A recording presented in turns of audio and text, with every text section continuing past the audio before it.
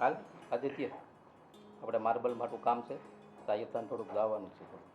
મોટા ભાઈ હવે એમાં મને શું ખબર પડે? તમે એ બધું જોઈ લો ને, બહારનું કામ તમે સંભાળો, અહીંનું હું સંભાળીશ. પણ તું જાને ભાઈ હવે એની હારે આ આવડો ધંધો વધતો જાય છે તો એકલો કેટલી જગ્યાએ પહોંચી વળીશ. તો આવ તો સારું પડે. મોટા ભાઈ હવે એ પથ્થરમાં મને કાંઈ ખબર પડતી નથી. પછી કંઈક આમ તેમ થાય ને એટલે તમે એમ કહો કે જો તને આટલી જ તે ખબર નથી પડતી, આ કાચો માલ લેતા જ નથી આવડતો, અને પછી તો ક્યાંથી આમાં કંઈ ભેગું થાય? તમે સમજ્યા ભાઈ? મારે ક્યાં બધું માથે લેવું? હા આદિભાઈ નથી આવું તો રહેવા દો ને, શું કામ પરણા લઈ જાઓ છો? એક કામ કરો, હાલો હું જ તમારી હારે આવું, તારે તો જેથી કરીને આપણે ફરાઈ જાય. અને આમ પણ તમને કઈ ફરવા તો લઈ નહીં જતા બહાર ક્યાંય? બરાબર છે, બરાબર છે. દર વખતે ખાલી વાયદા જ આપો છો કે તારા અહીંયા ભાભીને મજા રહેતી નથી, દવા ચાલુ છે. હા 2 થી 3 દિવસ ગાડીમાં ફરાફર કરે એક વાર. અરે પણ કઈ નહીં થાય મને, તમે જ્યારે હોય ત્યારે કઈ ને કઈ બહારનું કાઢે મને કઈ લઈ નથી જતા.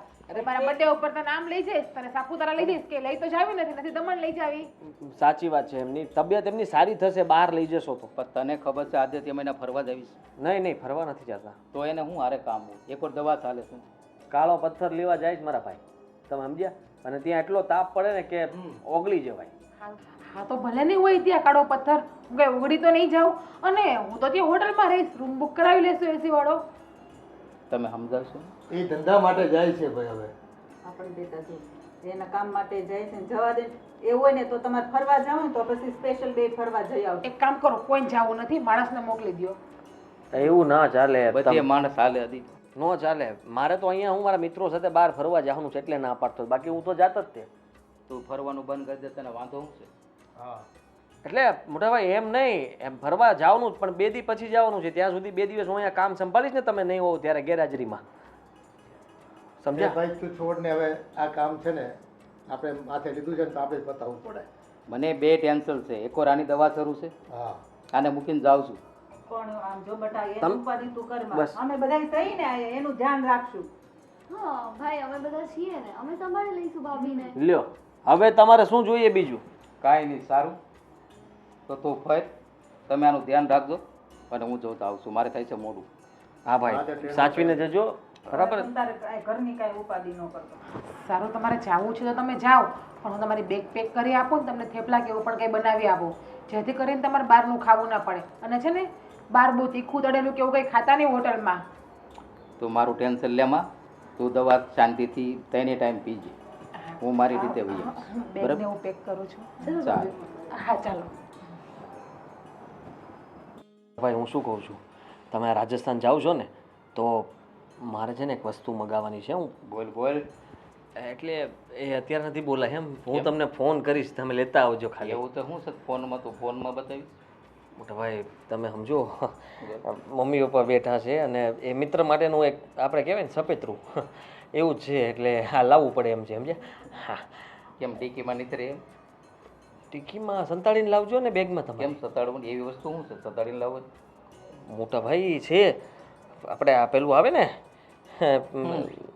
તું દારૂની ક્યાંક વાત નથી કરતો ને? અરે હું વાત કરું મોટા ભાઈ, દારૂ અને હું મમ્મી પપ્પા જોવો તો ખરા મોટા ભાઈ કેવી વાત કરે. સતાડીને લાવવું એટલે એનો મતલબ શું છે? અરે એવી વાત નથી, ત્યાં અફીણે મળે ને, અફીણની વાત કરતો હતો ને. અફીણ દવામાં ઉપયોગ થાય અહીંયા. તું કહેતું ને અફીણમાં દવા લેવાની. મારે નથી જોતી, મિત્રો મારા છે ને, એને બચારાને કોઈ દિવસ કાળું અફીણ જોયું જ નથી, એટલે ખબર પડે એવા મિત્રો રખાય. એવા મિત્રો ન રખાય. તમારી વાત સાચી, પણ અમુક મિત્રો એવા બની જાય, શું કરવું કયો? હા ને મોટા ભાઈ, તો ફોન કરીશ તમને. સારું વાત. જાઓ, અમારું બેગ પેક થઈ ગયું છે. ચાલો, જય શ્રી કૃષ્ણ. જય શ્રી જય શ્રી કૃષ્ણ. કૃષ્ણ બેટા. ના એની ચિંતા ન કરતો તું.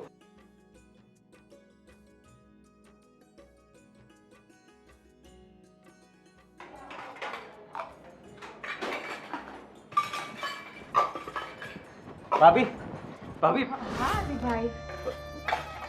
મોટા ભાઈના ફોનમાંથી ફોન આવ્યો હતો.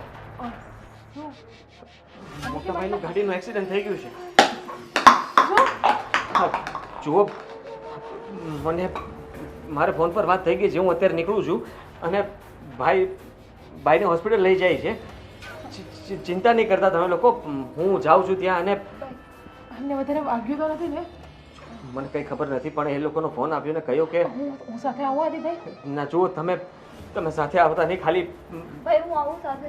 ના બેન, તારે આવવાની જરૂર નથી. તું અહીંયા ભાભીને સંભાળ અને મમ્મી પપ્પાને સંભાળ છે, ઠીક છે? હું જલ્દી પાછો આવી જઈશ ને મોટા ભાઈને જલ્દી સહી સલામત લઈને આવીશ. તમે જરાય ચિંતા નહીં કરતા. મને ફોન કરજો પ્લીઝ, જે હોય ને તમે ત્યાં પહોંચો. બાકી હું વધારે સારું હું સાથે આવું તો. જે કંઈ પણ વાત હશે ને હું તમને તરત ફોન કરતો રહીશ ને ઇન્ફોર્મ કરતો રહીશ. તમે જરાય ચિંતા ન કરતા, ઠીક છે? તમે લોકો મમ્મી પપ્પાને સંભાળજો ને કહેજો કે કંઈ ચિંતા ન કરતા, કે આદિત્ય ક્યાં ગયો તો જે કહેવું હોય તે કહી દેજો. પણ ભાઈને આવું બધું બન્યું છે એવું ન કહેતા, નહીં તો વધારે ગભરાશે ને બધા ડરશે. પપ્પાથી કેમ છુપાવવું પણ? જો એને તો છુપાવાય નહીં, એમને સાચી વાત કહી દેજો કે નોર્મલી કાર એક્સિડન્ટ થયો છે અને આદિત્ય ત્યાં ગયો છે અને મોટા ભાઈને લઈને આવે છે. હા, આટલી વાત કરજો, આનાથી વધારે કંઈ ન કરતા, ઠીક છે? સારું, તો હું જાઉં છું. ધ્યાન રાખજો. મારા ભાઈને વધારે વાગ્યું તો નહીં હોય ને? કઈ નહીં થયું હોય ભાભી, ના એક્સિડન્ટ થયું હશે. મારો ફોન ક્યાં છે? હું ફોન કરું ફોનમાં. તમારા ફોનમાંથી ફોન લગાવી આપો ને મને. ભાભી તમે એટલું ટેન્શન ના લો, હમણાં આદિભાઈ ગયા છે ને, આપણને કહેશે હમણાં જે થયું છે એ.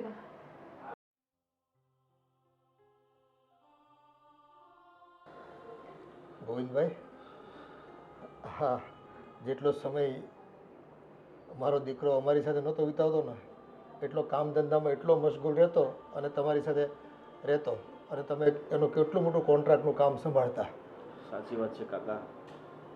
આ વાત સાંભળીને એટલું દુઃખ થયું છે ને કે એ જ્યારે અમારી સાથે હોય ને ત્યારે ખબર જ ન પડે કે દિવસ કેમ વીતી ગયો. અરે હંમેશા, ભલે અમે ધંધા બાબતે જોડાયેલા હતા પણ અમને હંમેશા પરિવારની જેમ રાખતા હતા.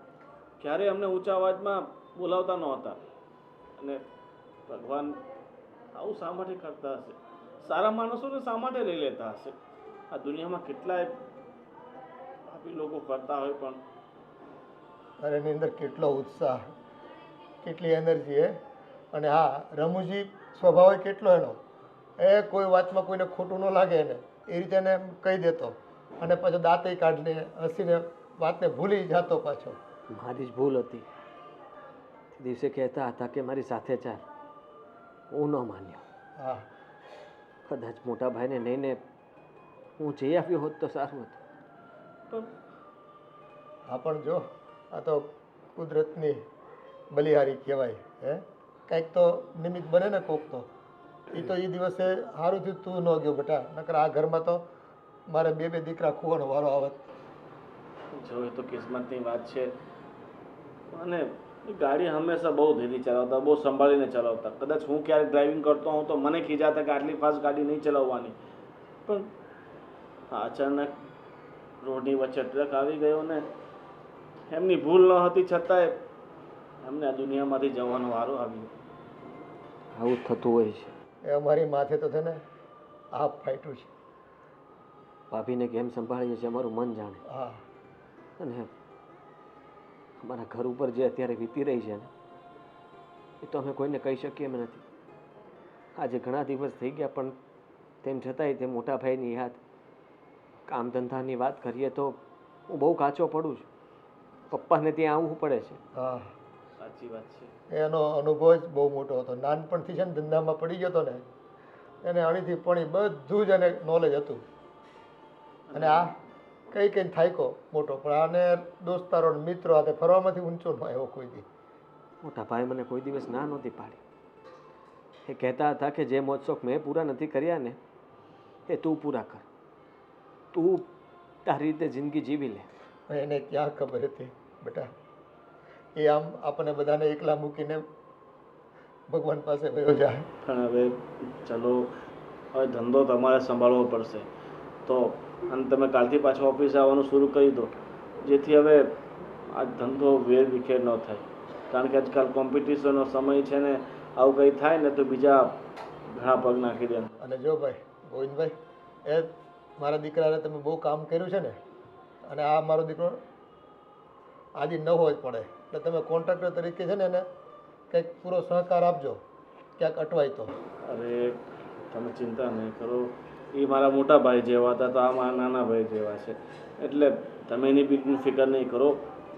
મને જેટલું નોલેજ છે ને એ બધું હું શીખવી દઈશ. અને એમાં જેટલા કારીગરો છે, જેટલા માણસો છે, બધા બહુ ઈમાનદાર છે. અને શેઠ પ્રત્યે એ લોકોને બહુ જ લાગણી હતી.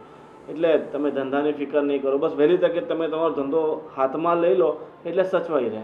હા બેટા, આ ગોવિંદભાઈ સાચી વાત કહી છે. એ ખૂબ હરીફાઈ છે. કાલે જે છે ને ઓફિસ આવશે અને તમે મળીને બધા સાથે પરિચય કરાવી દેજો એનો. હો ને? ચલો, જય શ્રી કૃષ્ણ. હા, જય શ્રી કૃષ્ણ. ભાભી બસ હવે કેટલા દિવસ તમે આમને આમ એક જગ્યા પર બેઠા રહેશો? બરાબર તમે ખાતા નથી, બસ આખો દિવસ રોય રોય જ કરો છો. તમારા રોવાથી ભાઈ પાછા આવી જશે? નહીં આવે. અને તમે આમ હિંમત હારી જશો, મમ્મી પપ્પા એ બધાનું શું થશે? તમારે બધાને હિંમત આપવાની છે. કઈ રીતે હિંમત આપું તિયાને? જેનો આ દુનિયામાંથી બધું છીનવાઈ ગયું હોય એ સ્ત્રી કઈ રીતે હિંમત આપી શકે બિચારે? નો આપી શકે ભાભી. ભાભી અમે બધા છીએ ને તમારી સાથે. તમે બધા તો છો, પણ તમારા બધાના સહારે તો હું નથી આવી ને. જેના સહારે હું અહીંયા આવી હતી એ જ વ્યક્તિ મારું જતું રહ્યું, તો હિંમત કઈ રીતે રાખવું? જાણો છો કે તમે બધા મને આશ્વાસન આપવા માટે આટલું બધું બોલો છો, મારા દિલમાં મારા અહીંયામાં શું વીતે છે ને એ હું જ સમજી શકું છું. હા ભાભી, અમે પણ સમજીએ જ છીએ તમને, પણ આવી રીતના રોવાથી કાંઈ થવાનું છે? 1 મહિનો થવા આવ્યો, હવે તો તમે શાંત થઈ જાઓ. હવે તમે સરખું જમ્યું પણ નથી. 1 મહિનો તો શું, આખો જન્મારો વીતી જાય ને તો પણ ના ભૂલી શકું હું એમને. હા ભાભી, એ વાત તમારી સાચી છે, પણ હવે તમારે છે ને હિંમત રાખવાની છે. ચલો ઊભા થાવ અને પહેલાં જમી લો. હા ભાભી. મને અત્યારે ભૂખ નથી, તમે બધા જમી લો અને મમ્મી પપ્પાને પણ જમાડી દો. ભાભી તમે આમને આમ કરતા રહેશો તો કેમ ચાલશે? અને તમે જ નથી જમતા તો મમ્મી ક્યાંથી જમવાના? જમી લેશે, અને હવે મારે જમીને શું ફાયદો પણ છે? કોના માટે જીવવાનું છે? કોઈ માટે નથી જીવવાનું ને મારે હવે. ભાભી હજી અમે તો છીએ ને. હા, અને તમારા ખુદ માટે નથી જીવવાનું તમારે? નહીં. તમે જ વિચારો, મોટા ભાઈ બધું જોતા હશે ઉપરથી તો એમને કેવું થતું હશે? એને જો મારું પેટમાં બળતું જ હોત ને તો એ મને છોડીને જ ન ગયા હોત. એને ખબર જ હતી કે મારા ગયા પછી મારા પત્નીની શું હાલત થશે, એમના ઉપર શું વીતશે, એ કઈ રીતે જીવશે, કઈ રીતે રહેશે મારા વગર એમ. ભાભી જાવું તો એમને પણ નહોતું ને. હા ભાભી, હું સમજુ છું કે પતિ વગર પત્ની કંઈ જ નથી, પણ હવે વિધાતાના લેખ જ આવા હતા તો એમાં કોઈ કાંઈ નથી કરી શકવાનું. વાત તમારી સાચી છે કે વિધિના લેખને કોઈ મેઘ નથી મારી શકતું. વિધાતાએ લેખ જ શું કામ મારી રીતના લખ્યા હશે મારે? આના કરતાં તો મને જ લઈ લીધી હોત તો સારું હતું ને. ભાભી આવું ના બોલશો. ભાભી બસ હવે શાંત થઈ જાઓ. તું બેઠ અહીંયા, ભાભીને શાંત કરો, હું એમના માટે જમવાનું લઈ આવું. હા મારે જમવું નથી, મારા માટે ન લાવતા. ના ભાભી, આજે તમારે જમવું જ પડશે. થોડુંક જમી લો.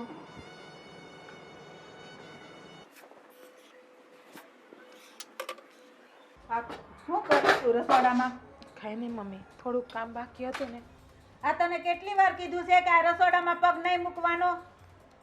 આ તું છે ને કરમ ભમરાળી છો, આ મારા છોકરાને ભરખી ગઈ. મમ્મી આ શું બોલો છો? કઈ પત્ની એવી હોય કે જે પોતાના પતિને ભરખી જાય? એનું ખરાબી છે. આ તારા જેવી હોય ને ઈ, આ તારા લીધે મારો દીકરો વયો ગયો. અત્યાર સુધી તો મમ્મી હું બહુ સારી હતી, તમારી લેટકી બહુ હતી, અને તમારા દીકરાના ગયા પછી હું ખરાબ થઈ ગઈ, તમારા માટે અપશકુનિયાળ થઈ ગઈ. હા, હવે તારું મોઢું જોઈને તો દિહારો નથી જાતો. આ તારે છે ને કે અમને મોઢું નહીં બતાડવાનું, આખો દી તારી રૂમમાં પડ્યું રહેવાનું, હું તને ખાવાય ને આપી દઈ, બધું આપી દઈ, અને આ ઘરના કામ છે ને હું કરી લઈ. હજી મારા હાથ પગ હાલે છે. મમ્મી આખો દિવસ રૂમમાં ને રૂમમાં મારો સમય કઈ રીતે જાય એ તો તમે વિચાર કરો. શું મારે રૂમ બહાર નીકળવાનું જ નહીં? ભગવાને આ નાની ઉંમરમાં વિધવા તો કરી દીધી, પણ હવે તમે મારું જીવવાનું પણ છીનવી લેશો મમ્મી.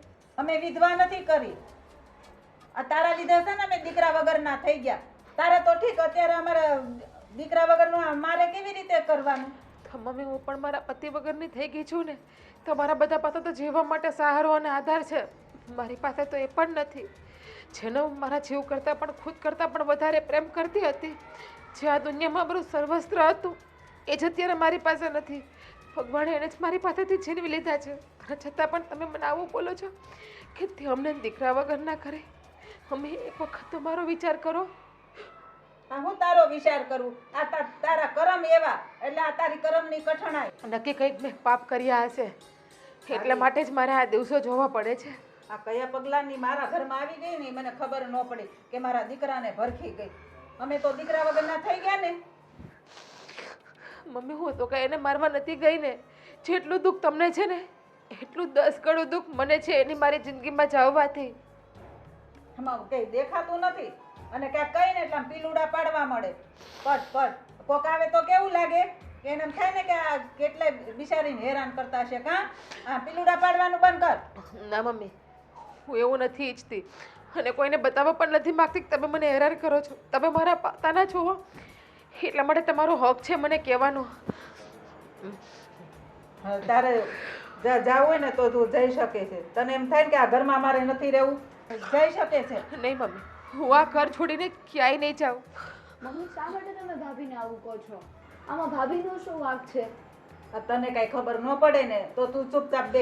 આ જ્યારથી અભાગણી આવી છે ને ઘરમાં, ત્યાંથી ઘરનું ધનોત મનોત કાઢી નાખ્યું છે. આ તારો ભાઈ છે ને આના લીધે જ વયો ગયો છે. તો ભાભી તો કેટલા વર્ષોથી આવ્યા છે? તો ભાભી વર્ષોથી આવ્યા છે ને તો એનું મોઢું જોઈને ગયો ને એટલે જ આ બધું થયું. આ ઘર કેટલું મસ્ત ભાભી સંભાળે છે, આપણને બધાને સંભાળે છે ભાભી આટલા મસ્ત. તો તમે કેમ ભાભીને દર વખતે આવું કહો છો? તો ભાભી તો સંભાળે જ ને. અહીં પૌણીને આવી હતી એટલે. અને તું છે ને હજી બહુ નાની પડી, તને આ વાતમાં છે ને બધી ખબર ન પડે. મંદર જા. મમ્મી, તમને જે મારું લાગે છે એમ એ પણ એમની કોઈની દીકરી છે ને. એ તો મને ખબર છે કોઈની દીકરી છે, પણ એ છે ને કરમની ભમરાળી છે. રહેવા દો બેન, મારા માટે થઈને તમે મમ્મી હારે ઝઘડો ના કરો. મારા ભાગ્યમાં જે લખ્યું હશે ને એ થઈ જશે. કઈ નહીં થાય ભાભી, ભાભી અહીંયા જ રહેશે. તો હું ક્યાં રહેવાનું ના પાડું છું? બેસી જાય અંદર ઘરમાં. ભાભી બધું કામ પણ કરશે. ભાઈ હવે મેં તને કીધું ને, તું ચૂપચાપ બે. તને આમાં બધી ખબર ન પડે. તમને ટાઈમે દવા આપે છે, પપ્પાને ટાઈમે દવા આપે છે, ટાઈમે જમવાનું આપે છે, છતાં તમે ભાભીને આવું કહો છો? તે બહુ નવાઈ કરી. બધી બહુ કામ કરે. અહીં આવ્યા હોય ને હારે તો બધું કામ કરવું પડે. આ તું જાય તો તારે કરવું પડશે. હવે મારા સાસરે આવું કરશે તો? તારા છે ને કરમ હારા ખાવાની જેવા નથી. અને તને એવું થાય ને તો જોયું જાય. અત્યારે જે છે ને એનું ગા પેલા. ભાભી તમે ટેન્શન ન લો, ચલો મારી પાસે. હવે તું પણ ક્યાં એની હારો હાર જાશો? આ હું તારી માં છું કે દુશ્મન છું એ ખબર નથી પડતી. આ સોડીએ કોના જેવી થઈ. મારે તો કોની બળતરા કરવીની ખબર નથી પડતી. આ મારો દીકરો વયો ગયો ને વાહે આ જો આ મૂકતો ગયો. ભાઈ, તમને એક વાત કહું? હા બોલ ને બેન, શું થયું? આજે છે ને મમ્મી છે ને ભાભીને બહુ ખીજવાતા હતા. પણ કેમ? અરે એવું કહેતા હતા કે તારે રસોડામાં નથી આવવાનું અને તું એક રૂમમાં જઈને એક ખૂણામાં બેસી જા અને તું અભાગીણી છે ને તું જ્યારથી મારા ઘરમાં આવી છે ને તું હાઉસ અભાગીણી છે ને અમારા ઘરને પાડી દે, આવું બધું બોલતા હતા આજે મમ્મી. હા, મમ્મી પણ છે ને હદ કરે છે. ભાઈના ગયા પછી ભાભી સાથે આવું વર્તન કોઈ કરતું હશે? અને જે કંઈ પણ બન્યું છે એમાં ભાભીનો શું વાંક છે? મેં એ જ કીધું મમ્મીને કે આમાં ભાભીનો શું વાંક છે.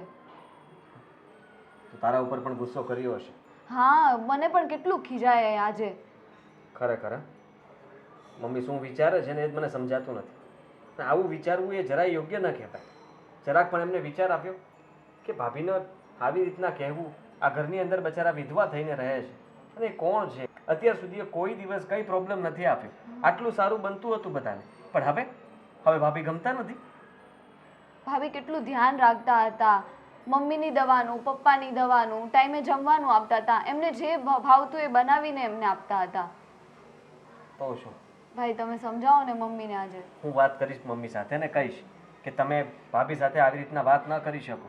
અરે ઉલટાના આપણે એમને આ બધી વાતમાંથી બહાર કાઢવાના હોય, એને હિંમત આપવાની હોય, એને સાથ આપવાનો હોય. એની જગ્યાએ તમે એની સાથે આવું કરશો તો બચારા એ ક્યાં જશે? હા, અને એમને તો એવું કહેતા હતા તારે ત્યાં જ્યાં જવું હોય ત્યાં જા. જ્યાં આ જવું ભાભીનું ઘર છે. હા તો છે જ ને. અને એ અહીંયાથી ઘર છોડીને ક્યાં જાય?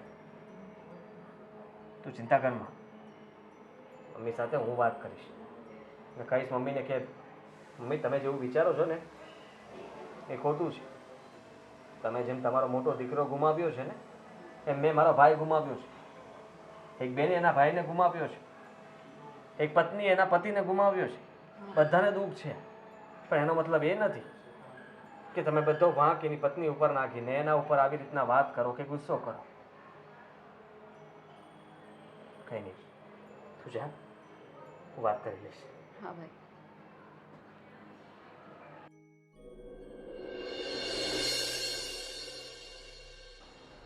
હવે તમને હું કહું છું કે આ ઓલી વહુનું છે ને થોડુંક વધારે વધતું જાય છો. શું કરે છે બિચારી બહુ? શું કરે છે? ના પાડું ને તોય રહોડામાં આવે છે હવારમાં મોઢું બતાવવા. પણ મમ્મી આખો દિવસ ભાભીને ફ્રી બેઠવું નથી ગમતું, તો થોડી ઘરમાં મદદ કરાવે છે, એમાં શું થઈ ગયું? ઘરમાં કાંઈ મદદ કરાવવાની જરૂર નથી. હજી મારા હાથ પગ હાલે ભાંગી નથી ગયા. મેં એને કીધું છે કે તારે છે ને રૂમમાં ખૂણામાં બેઠું રહેવાનું, ત્યાં બધું તને આપી દે, અને તારે એમ કરવાનું છે એને આપી આવવાનું જમવાનું. કેમ? શું કામ? હું કેમ શું કામ? તને ખબર તો છે એના લીધે જ આપણો ભાઈ વયો ગયો છે. આપણા ભાઈને ભરખી ગઈ સભાગણી છે. મમ્મી બસ આવું બધું ન બોલાય. હું ન બોલાય. તને કોણે આ બધું ભેરવી દીધું મગજમાં? હે, એક તો એક બિચારી દુખાણી હોય અને ફરી પાછા તમે એની ઉપર આવો ત્રાસ ગુજારો. આ કે સારી વાત કહેવાય? હવે બિચારી થઈ ગઈ. આપણે દીકરા વગરના થઈ ગયા એ નથી વિચારતા. તો એ ધણી વગરની થઈ ગઈ કે નહીં? તો એમાં ક્યાં ભાભીનો વાંક છે? એમનો કઈ વાંક છે બિચારાકનો? તો એનો જ વાક કહેવાય. એ આવીને તે દુનું આપણા ઘરમાં છે ને આ ધનોત પનોત નીકળી ગયું છે. આમ ઘરમાં આમ કઈ શાંતિ જેવું નથી. એ મમ્મી વિચાર તમારા એવા, બાકી એવું કઈ નથી. હા લ્યો, હવે બધાય માનો વાક કાઢો. માં બે શબ્દ કે એટલે હારી ન લાગે. તમે ખોટું સમજી રહ્યા છો. લો હવે તોય આવ્યો, બાકી રહી ગયો તો તઈ. જુઓ, જેમ તમને દુઃખ છે, તમને તકલીફ છે, એમ બધાને આ ઘરની જે તકલીફો છે, દુઃખ પડ્યું છે. અને સૌથી વધારે તો ભાભી ઉપર દુઃખ પડ્યું કેમ કે પારકા ઘરેથી અહીંયા આવેલા છે, અમને એના પતિ જતા રહ્યા છે. તમે ક્યારે વિચાર કર્યો છે કે એમના પર શું વીતતી હશે? તો પણ એને કહું છું વહી જાય બીજે શું કામ અહીં રહી છે? કયું જવાય?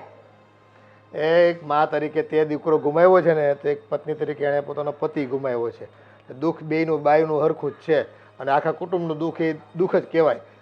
મમ્મી, મને એક વાત કહો ને, ભાઈ જ્યારે આ દુનિયામાં હતા ત્યારે તમને ભાભી તો બહુ ગમતા હતા ને? સૌથી વધારે તમારે બનતું હતું ભાભી સાથે. ઈ ત્યારની વાત અલગ છે. કેમ ત્યારે અલગ મારો છે? દીકરો હતો. એટલે જ ને આજે ભાઈની આ ગેરહાજરી થઈ એટલે તમને ખબર પડી ગઈ કે ભાભીને હવે આખી જિંદગી અહીંયા સાચવવા પડશે, અને એટલા માટે તમને ગમતા બંધ થઈ ગયા. તમે કદાચ એ વિચાર કર્યો છે કે ભાભી તમારી સેવા કરવા માટે અહીંયા રહ્યા છે. ભાઈએ એમને હંમેશા એક જ વાત કીધી હતી કે તું મારા મમ્મી પપ્પાનું ધ્યાન રાખજે, મારા ઘરને સંભાળજે, સાચવીને રાખજે બધું. અને ભાભી એ જ કરી રહ્યા છે. પણ હવે ઈ હું સંભાળવાની હતી આખા ઘરને ને અમને. મમ્મી પહેલેથી ભાભીએ ઘર સંભાળ્યું છે ને હજી સંભાળે જ છે. તો તારે હારું કે ભાભી હોય ને તો કામ કરવા લાગે, એટલે તું ભાભીનો પક્ષ ખેંચ. એ એવું ન, કામની કોઈ પ્રોબ્લેમ નથી. એ બહુ છે ને સંસ્કારી ને ડાય દીકરી છે. સંસ્કારી ડાય હોય ને તો વહી જાય. ઓ ભાઈ જાય. હા મમ્મી, તમે જે ઈચ્છો છો ને એ જ કરું છું. હા બસ આ મને બહુ ગમ્યું. હું પણ હવે વો બેટા, આ બેગ તમે પિયર રોકાવા જાવ છો? નહીં પપ્પા, હું મારા પિયર હંમેશા માટે જાઉં છું આ ઘર છોડીને. ના ભાભી, તમારા ઘર છોડીને ક્યાંય નથી જવાનું. આ તમારું ઘર છે ને, તમારે અહીંયા જ રહેવાનું. નથી બેન, આ ઘર મારું હતું જ્યારે મારા પતિ હતા ને ત્યાં સુધી, પણ મારા પતિ જતા રહ્યા પછી આ ઘર થોડું મારું કહેવાય. પણ એક વાત મને ચોક્કસ સમજાઈ ગઈ કે પતિ વગર પત્નીનું જીવન વ્યર્થ છે, એટલે કે એનું અસ્તિત્વ જ નથી કોઈ જાતનું. ઓ બેટા એવું નથી.